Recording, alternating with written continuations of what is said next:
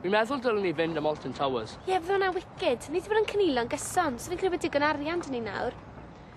Fe agoron ni gyfrif cynulwyr ifanc 3 mis yn ôl. Ni'n mynd nes mlaen i dynnu'r arian mas er mwyn bwco trip i Alton Towers.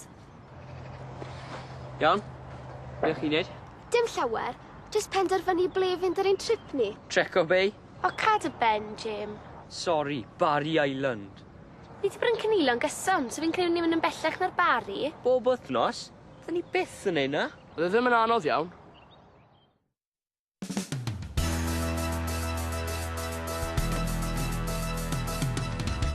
£112. Alla ddim credu'r peth. Alton Towers, here we come.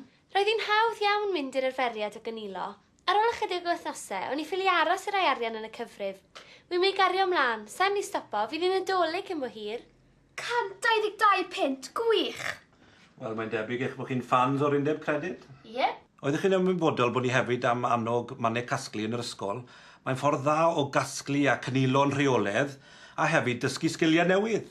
Wir, so gallwn ni gael un yn yr ysgol? Allech, dim ond i chi gael tîm o wirfoddolwyr ddau gilydd, fyddwn ni'n dod allan a dysgu chi sut i sefydlu y man casglu, ac yna bydd yr arian i gyd yn dod nôl fan hyn.